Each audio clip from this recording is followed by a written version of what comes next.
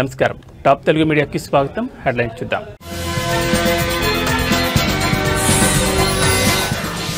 రేపు జూబ్లీహిల్స్ అసెంబ్లీ నియోజకవర్గ ఉప ఎన్నిక నోటిఫికేషన్ విడుదల. షేక్పేట్ తహసీల్దార్ కార్యాలయం వద్ద 144 సెక్షన్ విధింపు.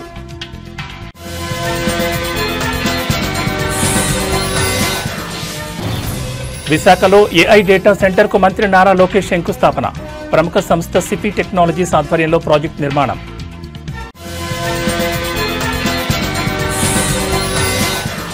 కడపలో మద్యం మత్తులో యువకుడి వీరంగం. రోడ్డుకు అడ్డంగా కారు పెట్టి హల్చల్.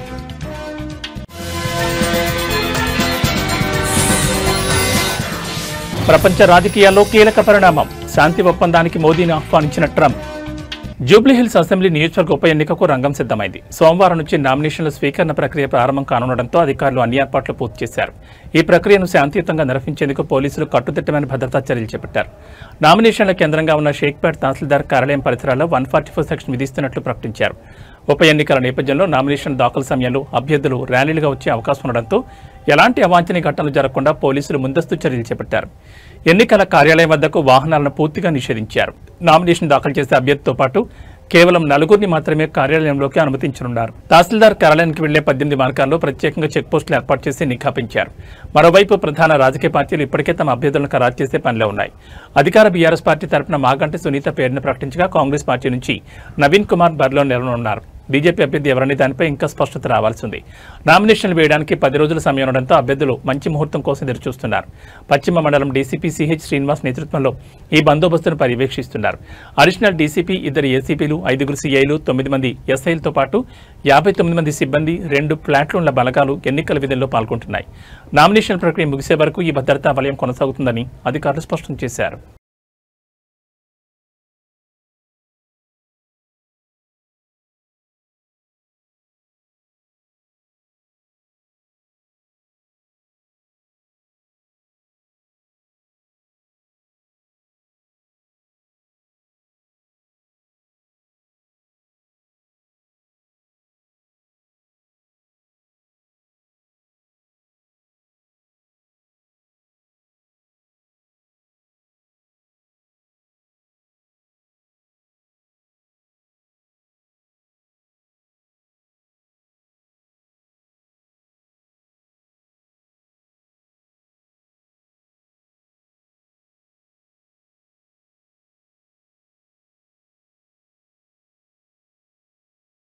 ఆంధ్రప్రదేశ్లో టెక్నాలజీ హబ్గా ఎదుగుతున్న విశాఖపట్నం గ్లోబల్ డిజిటల్ ప్రపంచంలో తన స్థానాన్ని సుస్థిరం చేసుకునే దిశగా కీలక అడుగు వేసింది. నగరంలో తొలి ఆర్టిఫిషియల్ ఇంటెలిజెన్స్ ఏఐ ఆధారిత ఎడ్జ్ డేటా సెంటర్తో పాటు ఓపెన్ కేబుల్ ల్యాండింగ్ స్టేషన్ ఏర్పాటుకు రాష్ట్ర ఐటీ ఎలక్ట్రానిక్స్ శాఖ మంత్రి నారా లోకేష్ తాజాగా శంకుస్థాపన చేశారు. నాస్డాక్లో నమోదైన ప్రముఖ డిజిటల్ ఐటీ సొల్యూషన్ సంస్థ సిపి టెక్నాలజీస్ ఈ భారీ ప్రాజెక్టును చేపడుతోంది. దాని అనుబంధ సంస్థ అయిన సిపి ఇన్ఫినిట్ స్పేసెస్ లిమిటెడ్ ఆధ్వర్యంలో 50 మెగావాట్ల సామర్థ్యంతో ఈ అత్యాధునిక డేటా సెంటర్ను నిర్మించనున్నారు. కేవలం డేటా సెంటరే కాకుండా ఓపెన్ కేబుల్ ల్యాండింగ్ స్టేషన్ కూడా ఇక్కడ ఏర్పాటు చేస్తుండడం విశేషం. ఈ ప్రాజెక్టు కోసం సిపి సంస్థ 2 దశల్లో సుమారు 1500 కోట్ల భారీ పెట్టుబడి పెట్టనుంది. ఈ కేంద్రం పూర్తి స్థాయిలో కార్యకలాపాలు ప్రారంభించిన తర్వాత దాదాపు 1000 మందికి ప్రత్యక్షంగా ఉపాధి లభించనుందని అంచనా. ఈ ఏఐ ఆధారిత డేటా సెంటర్ ఏర్పాటుతో విశాఖ నగరం అంతర్జాతీయంగా ఒక కీలకమైన డిజిటల్ గేట్వేగా మారనుందని, ఇది రాష్ట్ర ఐటీ రంగ అభివృద్ధికి మరింత ఊతమిస్తుందని నిపుణులు అభిప్రాయపడుతున్నారు.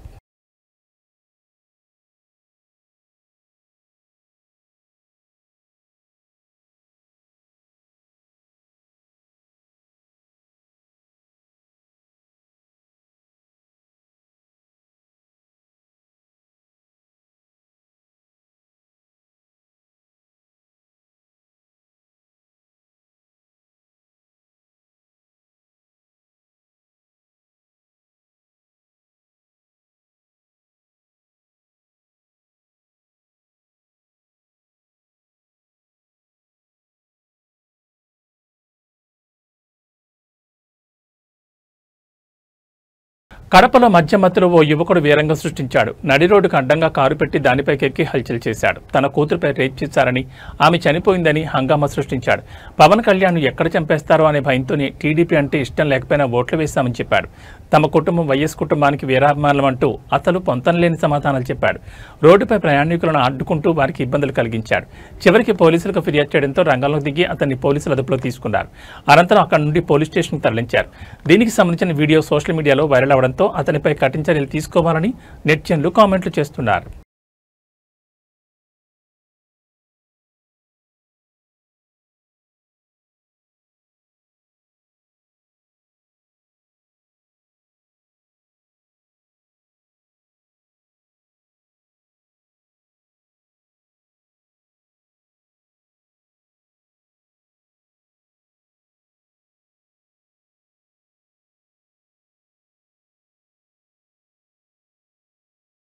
ప్రపంచ రాజకీయాల్లో కీలక పరిణామం చోటు చేసుకుంది. రేపు ఇజ్రాయెల్ హమాస్ మధ్య శాంతి ఒప్పందం చేసేందుకు రావాలని అమెరికా అధ్యక్షుడు డొనాల్డ్ ట్రంప్ భారత ప్రధాని నరేంద్ర మోడీకి ఆహ్వానం పంపినట్లు సమాచారం.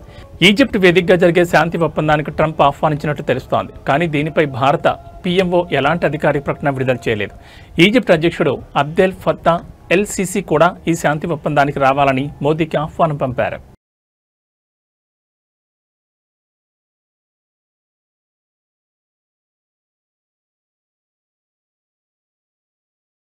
జనగామ జిల్లా 10వ ఆవిర్భావ దినోత్సవ వేడుకలు స్థానిక ఎన్ఎంఆర్ గార్డెన్లో ఘనంగా జరిగాయి. ఈ సంబరాలను సోషల్ వాయిస్ ఫౌండేషన్ మరియు జనగామ రచయితల సంఘం సంయుక్తంగా నిర్వహించాయి. ఈ సందర్భంగా జనగామ జిల్లా స్థాపన ఉద్యమంలో కీలక పాత్ర వహించినందుకు గాను ఎంఆర్పీఎస్ రాష్ట్ర ప్రధాన కార్యదర్శి రాగాళ్ల ఉపేందర్ను జిల్లా సాధన ఉద్యమకారుడిగా గుర్తించి సన్మానించారు. ఈ సన్మాన కార్యక్రమానికి తెలంగాణ తొలి ఉప ముఖ్యమంత్రి డాక్టర్ టి రాజయ్య మరియు కేంద్ర సాహిత్య అకాడమీ యువ పురస్కార్ అవార్డు గ్రహీత ముఖ్య అతిథులుగా హాజరయ్యారు. వారి చేతుల మీదుగా రాగాళ్ల ఉపేందర్ను శాలువాతో కప్పి ప్రశంసా పత్రంతో ఘనంగా సత్కరించారు. ఈ సందర్భంగా రాగాళ్ల ఉపేందర్ మాట్లాడుతూ జిల్లా సాధన కోసం పోరాడిన స్ఫూర్తిని కొనసాగించాలని పిలుపునిచ్చారు. జిల్లా సాధన కోసం మనం ఎలా అయితే పోరాడామో నేడు అదే బాధ్యతతో జిల్లా సమగ్రాభివృద్ధి కోసం ఉద్యమించాలని అన్నారు.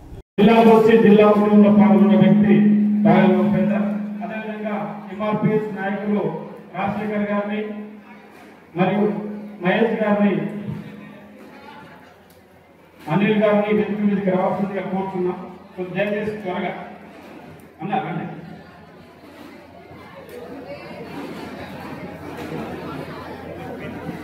జనగామ అంటేనే ఓ ఘన చరిత్ర కలిగిన గడ్డ.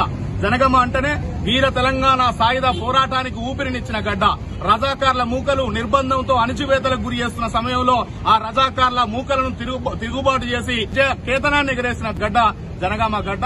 అలాంటి త్యాగాలకు వీరులకు పుట్టిన గడ్డ జనగామ. రవాణా పరంగా తెలంగాణ భౌగోళిక ముఖ చిత్రానికి సెంటర్. పరంగా అన్ని జిల్లాలకు ఈ జిల్లా నుంచి పోవడానికి అవకాశం ఉంటుంది. జనగామ జిల్లా చరిత్రలో సజీవంగా నిలిపే విధంగా, పోరాటానికి చిహ్నంగా ఉండే విధంగా తెలియాల్సిన అవసరం ఉన్నదనే విషయాన్ని కూడా మరొకసారి గుర్తు చేస్తూ జనగామ పోరాడి సాధించుకున్న అభివృద్ధిలో మాత్రం వెనుకబడి ఉన్నది. అభివృద్ధి విషయంలో, రవాణా విషయంలో, ఉపాధి విషయంలో, అనేక అంశాల విషయంలో కూడా పూర్తిగా వెనుకకు నెట్టివేయబడ్డ జిల్లాగా జనగామ మారిందనే విషయాన్ని కూడా మనం చెప్పాల్సిన అవసరం ఉన్నది. ఈ జిల్లాకు అమలైన హామీలు కూడా ఇంతవరకు నెరవేరలేదు. ఇండస్ట్రియల్ కారిడార్ జనగామకు కేటాయించబడి ఉన్నది, ఇంతవరకు అమలు కాలేదు. అదేవిధంగా పారిశ్రామికకు సంబంధించిన కొన్ని పరిశ్రమలు ఈ జిల్లాకు ఉన్నాయి, అమలు కాలేదు. విద్యాపరమైన సౌకర్యాలు ఉన్నాయి, అమలు కాలేదు. ట్రాఫిక్ పరమైన సౌకర్యాలు ఈ జిల్లాకు అలాట్ అయి ఉన్నాయి, ఇంతవరకు అమలు కాలేదు. ఇప్పటికీ ఉపాధి అవకాశాలు లేక ఉదయం పుష్పులకు ప్రయాణమై నిత్యం మల్ల కాకతీయకు రిటర్న్ వచ్చి పెయింటింగ్ పనులు చేసుకుంటూ ఇక్కడ చదువుకున్న యువత హైదరాబాద్ కు వలసపోతున్న పరిస్థితులు ఏర్పడుతున్నాయి. కాబట్టి ఈ జనగామ జిల్లా పాలకులకు నిజాయితీ చిత్తశుద్ధి ఉంటే జనగామ జిల్లా యువకులకు, యువతకు ఉపాధి అవకాశాలు కల్పించే విధంగా ప్రత్యేకమైన చొరవ తీసుకోవాల్సిన అవసరం ఉన్నదనే విషయాన్ని కూడా మరొకసారి గుర్తు. అధికార యంత్రాంగాన్ని ఒకవైపు, రాజకీయ పక్షాలను మరొక వైపు, పాలకులను మరొక వైపు ఈ మెదక్ జిల్లా కొల్చార మండలం ఏడుపాయల ప్రాంతంలో దారుణమైన సంఘటన వెలుగు చూసింది. ఏడుపాయలకు వెళ్లే రహదారులని ఒక వించె రావణలో గుర్తు తెలియని దుండగులు ఒక మహిళపై అత్యాచారం చేసి అనంతరం ఆమెను చెట్టు కట్టేసి పారిపోయారు. ఈ విషయం తెలుసుకున్న వెంటనే పోలీసులు అప్రమత్తమయ్యారు. Medak rural CI DSP Prasanna Kumar, Kolcharam SI Mohanuddin, Papannapet SI Srinivas Goud తమ సిబ్బందితో సహా హుటాహుటిన ఘటనా స్థలానికి చేరుకున్నారు. ఘటనా స్థలాన్ని పరిశీలించిన అనంతరం బాధితురాలిని చికిత్స నిమిత్తం మెదక్ ఏరియా ఆసుపత్రికి తరలించారు. ఈ ఘటనపై పోలీసులు కేసు నమోదు చేసుకుని నిందితుల కోసం గాలింపు చర్యలు ముమ్మరం చేశారు. దుండగులను త్వరలోనే పట్టుకుంటామని పోలీసులు తెలిపారు.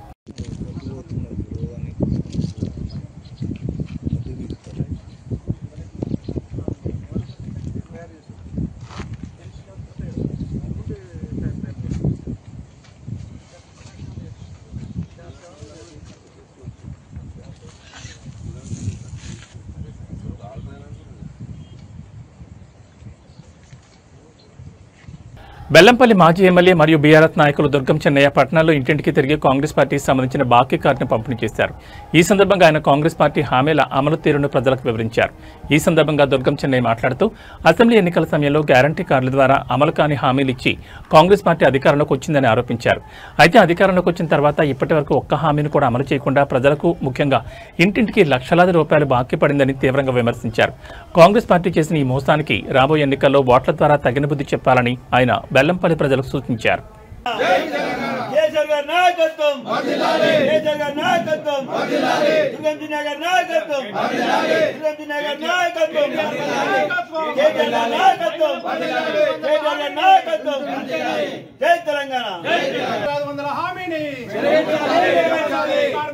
కార్మికులకు నెలకు 4,000 పెన్షన్, 6,000 పెన్షన్, కళ్యాణ లక్ష్మిని వెంటనే, విద్యార్థులకు స్కూటీని వెంటనే, సంవత్సరానికి 5 లక్షలు వెంటనే, రైతులకు రైతు భరోసా వెంటనే, 500 బోనస్ వెంటనే. ఓం సాయిరామ్, ఓం సాయిరామ్. షాదీ ముబారక్ను తర్వాత తులం బంగారం ఇస్తా అన్నారు అప్పుడు రేవంత్ రెడ్డి ఎన్నికల టైంలో. అది ఇప్పటి వరకు ఇవ్వలేదు కదా. అట్లాగే ముసలి వాళ్లకు వృద్ధులకు 4,000 రూపాయలు పెన్షన్ ఇస్తా అని చెప్పి రేవంత్ రెడ్డి ఎన్నికలప్పుడు హామీ ఇచ్చాడు. ఇచ్చి ఇప్పటి వరకు కూడా 4,000 పాత 2,000 కేసీఆర్ గారు ఇచ్చిన 2,000 వస్తున్నాయి. కానీ రేవంత్ రెడ్డి చెప్పిన ఇంకా 2,000 కల్పిస్తాయి. అవి ఇప్పటి వరకు రాలేదు. ఇప్పటికేమైంది, 22 నెలలు అయింది. 22 నెలలు ఇంటూ 2,000 వేసుకుంటే ఒక్క ముసలి తల్లికి 44,000 రూపాయలు బాకీ పడ్డాడు. అయితే ఇంకా ఏమన్నాడు, ఇంకొక అడుగు ముందుకేసి రేవంత్ రెడ్డి ఏమన్నాడు, కేసీఆర్ గారు ఒక ఇంట్లో 2 వృద్ధులు ఉంటే ఒక్కరికే ఇస్తున్నాడు, నేనైతే అవ్వకిస్తా తాతకిస్తా, అవ్వకు 4,000 ఇస్తా తాతకు 4,000 ఇస్తా అని చెప్పేసి ఆ రోజు మాటిచ్చాడు. మాటిచ్చి అసలు ఇద్దరికి కాదు కదా, ఒక్కరికి కూడా 4,000 రూపాయలు ఇస్తలేడు. అంటే ఒక్కరికి ఇచ్చిన 2,000 రూపాయల చొప్పున 22 నెలలు అంటే 44,000 రూపాయలు రేవంత్ రెడ్డి వాళ్ళ ఒక్క ముసలి తల్లికి బాకీ పడ్డాడు. అది రేవంత్ రెడ్డి వెంటనే ఈ 44,000 ఏదైతే ఇస్తానన్న మాట ప్రకారం 44,000 ప్రతి వృద్ధురాలకు ఇవ్వాలి అని బీఆర్ఎస్ పార్టీ పక్షాన మేము డిమాండ్ చేస్తున్నాం. మహిళలకు ఇవాళ ప్రతి ఇంట్లో ఉన్నటువంటి 18 సంవత్సరాలు నిండినటువంటి ఒక మహిళ ఇంట్లో ఎంతమంది ఉంటే అంతమందికి 2,500 చొప్పున నేను ఇస్తా అని చెప్పి ఆ రోజు మాట ఇచ్చాడు. కోడలకు 2,500 ఇస్తా అన్నాడు, బిడ్డకి 2,500 ఇస్తా అన్నాడు, అత్తకి 2,500 ఇస్తా అన్నాడు, ముసలమ్మకు 4,000 రూపాయలు ఇస్తా అని చెప్పి కట్టుకథలు మాటలు మాట్లాడిండు ఆ రోజు. అయితే ఇవాళ ఒక మహిళకు ఆయన ఎంత బాకీ పడ్డాడు, 2,500 ఇంటూ ఇవాళటి వరకు 22 నెలలు అవుతుంది. కాబట్టి ఒక మహిళకు 55,000 రూపాయలు ఇవాళ రేవంత్ రెడ్డి బాకీ పడ్డాడు. వెంటనే ఇవాళ రేవంత్ రెడ్డి మరి ప్రతి మహిళకు 55,000 రూపాయలు ఇచ్చి 2,500 రూపాయల స్కీమును అతను తప్పకుండా ఆ స్కీమును ఇంప్లిమెంట్ చేయాలని చెప్పేసి మా బీఆర్ఎస్ పార్టీ పక్షాన మేము డిమాండ్ చేస్తున్నాం. అట్లాగే వికలాంగులకు 6,000 రూపాయలు ఇస్తా అన్నాడు, 6,000 రూపాయలు ఇస్తా అన్నాడు. కాబట్టి మరి 22 నెలలు అవుతుంది, 22 నెలలు ఇంటూ 44,000 రూపాయలు ఇవాళ ఒక వికలాంగులకు బాకీ పడ్డాడు అతను. షాదీ ముబారక్ చెప్పిన కదా, షాదీ ముబారక్ కళారంగంలో విశేష కృషి చేసిన ప్రతిభావంతులను తమిళనాడు ప్రభుత్వం సత్కరించింది. చెన్నైలో జరిగిన ఒక ప్రత్యేక కార్యక్రమంలో రాష్ట్ర ముఖ్యమంత్రి ఎంకే స్టాలిన్ 2021, 22, 23 సంవత్సరాలకు గాను కలైమామణి పురస్కారాలను ప్రదానం చేశారు. మొత్తం 90 మంది కళాకారులు వివిధ విభాగాల్లో ఈ ప్రతిష్టాత్మక పురస్కారాన్ని అందుకున్నారు. 2021 సంవత్సరానికి గాను నటన విభాగంలో ప్రముఖ నటి సాయి పల్లవి ఈ పురస్కారానికి ఎంపిక కాగా ముఖ్యమంత్రి స్టాలిన్ స్వయంగా ఆమెకు అవార్డును అందజేశారు. అలాగే నటులు ఎస్జే సూర్య, విక్రమ్, ప్రభు తదితరులు కూడా పురస్కారాలు అందుకున్న వారిలో ఉన్నారు. సంగీతం, నృత్యం, నాటకం, సినిమా వంటి విభాగాల్లో విశేష కృషి చేసిన కళాకారులను ప్రభుత్వం గుర్తించి సత్కరించింది. కలైమామణి పురస్కారం తమిళనాడులో కళారంగానికి ఇచ్చే అత్యున్నత గౌరవంగా పరిగణించబడుతుంది. ఈ పురస్కారాల ద్వారా కళా సాంస్కృతిక రంగాన్ని ప్రోత్సహించడమే తమ ప్రభుత్వ ధ్యేయమని ముఖ్యమంత్రి స్టాలిన్ పేర్కొన్నారు. ఈ కార్యక్రమంలో ఉప ముఖ్యమంత్రి ఉదయనిధి స్టాలిన్ తదితరులు పాల్గొన్నారు.